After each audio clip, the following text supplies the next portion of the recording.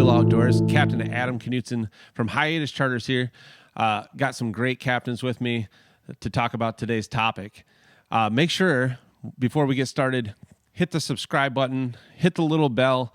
That'll get you a reminder every time I post a new video. Glad you're here today. Got to give a shout out to our sponsors.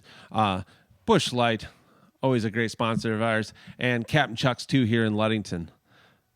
Well, let's bring in the captains and get the show on the road. My name's Win Wolf, and I'm my main port that I fish out of is St. Joseph. I have a charter boat out of there. I also fish up and down the coastline in all the tournaments. I fish pretty much every tournament on the lake, and then I spend August usually up in Manistee. Hi, my name is Kevin Hughes, and I fish out of the port of Onekama. Been a captain out of there for 40 years. I've been fishing there for like 55 years.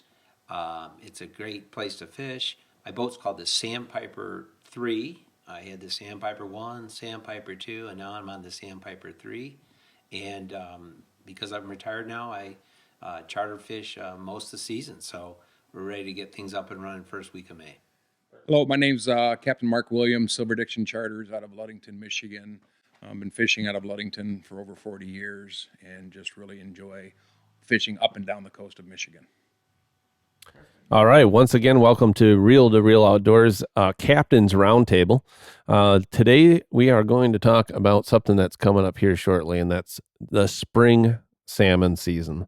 So just going to ask you guys what's kind of your spring salmon approach. You know, what kind of baits are you running? What kind of rod setups, that sort of thing. So, Mark, you want to kick her off here? Sure, might as well. As far as for the spring start, whether it's up here in Ludington or going down to St. Joe's and stuff, brought some of my favorites. The one that I'll say has been my most consistent producer over probably the last 8 years in the spring has been the Silver Streak Chili Willy. Just the regular, yep, there it is. Yep, I'll be Vanna. You'll be Vanna, all right. It's just black and crushed tape on there. That one in regular size has been the best, and then the mag size will come around. The other ones, as you can see there, the Caramel Dolphin right next to it. Then this orange slice right here. This one as a whole, all year round does well, but it's really good in the beginning of the year. That Caramel Dolphin down south, I know that is really good in Windsport of St. Joe's and Grand Haven. And then the last one, the Moonshine, there in the package, the old Raspberry Carbon. That one, my crew member, Tim Thompson, he swears by that thing. And yeah, it's worked. It's got a glow back and stuff on it. It works really well. And then the root beer one right here from Dreamweaver. So, I mean, it's kind of, everything there. You just kind of match the hatch and see what size-wise are and what you're seeing maybe as far as rail wides in the bellies and stuff when you cut them open. But, I hate to say it, that Silver Streak Black Chili Willy was working well, and it was working well up here. In fact, I know we had, I think, about 24 dozen shipped up here about 3 years ago. That was, I have like 2 Plano boxes of Silver Streaks on my boat, and it's really just for other people because I don't ever use them, And Mark called me the one day, and he's hitting kings on this Chili Willy, and I'm like, I don't even know what a Chili Willy is. So I'm on the internet on my phone, and I went down there and got one, and we put it out. We started catching fish on it. I'm like, man, I got to figure out how to fish these Silver Streaks. Yeah, it was amazing because that was just it was taken off, and it was everywhere. It didn't matter where you had it put. So definitely a great spring bait. All right. How about Kevin? And I think that you have to. I probably should have said where we're from on this, but you did say that, if you're down in St. Joe, it's very different if you're fishing salmon, spring salmon, and there's coho around, or brown trout or lake trout. So I mean, being where you're at in the lake, if you're in the southern basin of the lake, I think this is a whole different conversation, and I think Wynn will probably weigh into that a little bit. But Kevin's up north. Yeah, and that's exactly what is a great point, because it when is spring, and so in the Onekama Manistee area, as far as I'm concerned, our spring kingfishery usually doesn't materialize until about first or second week of May, and then it goes through usually Memorial Day, the first week of June. And so prior to that, particularly as you know, the further north you get, the clearer the water gets. And we used to have a strong brown trout fishery. But for whatever reason, they've tried different planting strategies and different strains, and on and on and on. We, in just the last several years, you could troll weeks on end and be lucky to catch brown trout in our area, particularly in the gin clear water. That's one of our biggest issues north, is that we have such clear water that usually the spring king fishery evolves in the drowned river mouths, in the stained water around Manistee or Bar Creek, or we used to have this PCA discharge that used to be good, but they moved that offshore. But we have a very late developing king fishery, and we do get some browns at April and May, but or early sometimes in lake trout. But our king fishery, and this is my opinion, over time is usually in the drowned river mouths in front of the piers is where it starts. It a lot of times coordinates with the smelt run or the alewife, and then as the water and wind direction, we move more and more off the shore, toward and because if you're not careful, if you get a big bunch of east or north winds, you can have gin clear water and it can be 41 degrees. Yeah. And so we're hearing wind down there smoking them in St. Joe, Benton Harbor, and all that. and you know what? We're just up there doing boat rides. So it's but when it does go, there's a 4-week period, 3 to 4 weeks, that it can be really good, and same lures. It seems orange.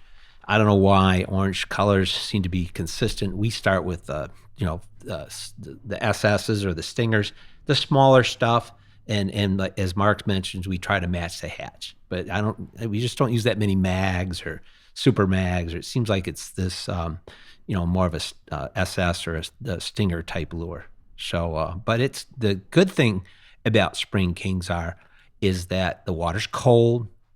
The fish are almost purplish when they come on board. They're firm, and we catch several year classes. It seems like we get anywhere from about a 2-pounder up to a real good one that time of year would be 16, 18 pounds. But I mean, you think you have a 50-pounder on the way, because they're usually shallow. They're coming on cores, coming on riggers, coming on sliders, and but they're very aggressive.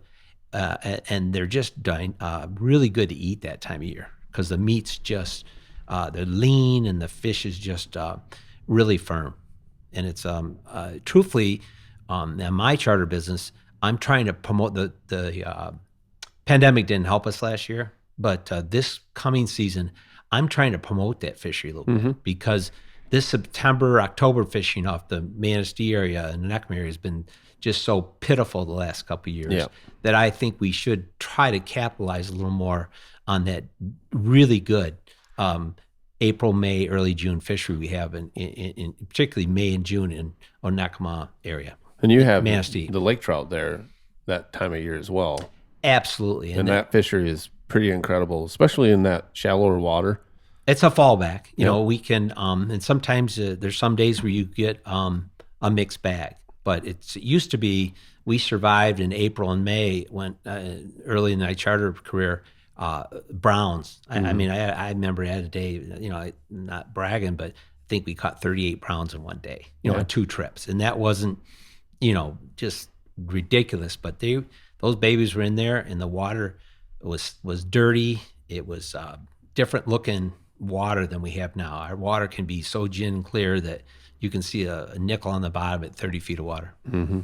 Yeah, that's one thing, though. I mean, this has nothing to do with fishing, but Onekama, Frankfort, north of Manistee, if you get between Ludington and Manistee, in the springtime, that water is truly the most beautiful, clear. It looks like when you're in the reefs, and you can just see forever. It's really is. It's pretty awesome to see. There's that lookout in Arcadia, and you can go up there, and even from your car. Like if you're ever in that area in the spring, swing by and look, because it's amazing how clear that water is.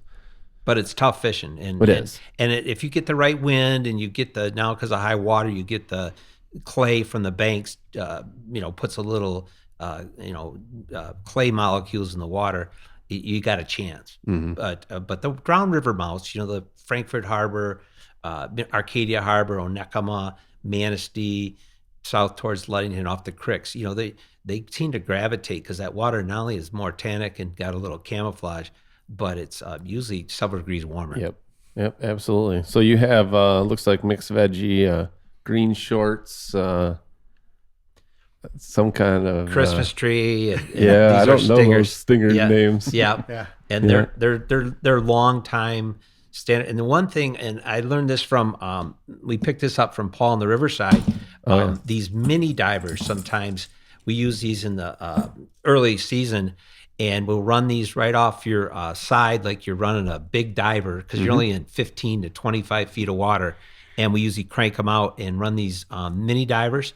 And I will tell you that some days it's just incredible that even though right next to the motor. Yes, you just surprised how they come in and take it. But it's and we just usually use a standard downrigger rod with monofilament and just hook it to this and then run this behind there. And there's been days when sometimes a third of our catch will come off these mini divers on each side. And sometimes you can, and with browns, everything is like camouflage and everything is stealth. And then it's funny because when you run those divers, you can usually see the spoon. Absolutely. And you can see the spoon get hit.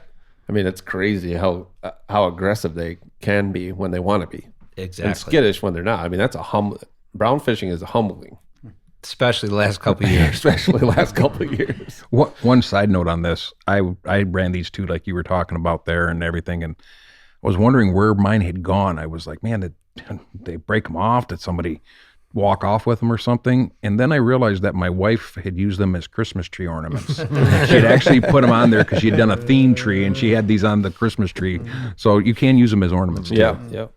And they're hook free, so even if you have kids, it's safe. Kids are cats. Yep, you betcha. All right, now you kind of have, I mean, the southern basin of the lake is phenomenal. Their salmon fishing is like we wait till August for ours, and you guys wait for the ice to go away. Well, that's basically it. And if we hadn't had this cold front, I'd probably be fishing out there almost now with a smaller boat. But the southern basin of Lake Michigan is definitely the prime area in the spring, end of March, or when the ice goes away, we have a lot of coho.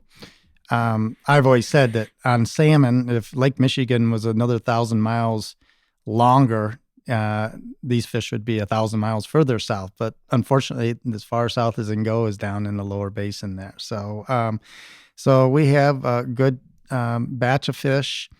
First thing in the spring, we're catching a lot of coho, so I am using some body baits like thin fins, thunder sticks, but also some spoons. Usually about the middle of April, then start going more and more spoons. And I'm always using the smaller spoons, the stingers, anything of even the yak lure has been really good down there. So keeping the speed up and running those. And then when usually around the beginning of May, I always say right around Mother's Day, we seem to get a good batch of kings that just show up. I don't know if they come from the deep water or where, but they just like overnight they'll show up. We've had those for the last 4 years down there, and we've had just a unbelievable fishery. It's just been a wonderful fishery that we've had, and I don't know where it comes from. But we also down there, they were talking about the clean water. Down there we get kind of a greenish water. And I think as long as we can keep that green water down there, we do quite well. But you can almost see these salmon moving up the coastline. They start in that southern area, and then every day it seems like you have to go a few more miles further north to catch up with them. And next thing you hear, Kevin's catching them up in Manistee and in the middle of May. So they don't stay long, but I'd say there's a 2 or 3 week period that we have an excellent fishery. prior to that, we catch a lot of coho. They're small, great eating. You know, they aren't going to wear your arm out, but they're a lot of fun.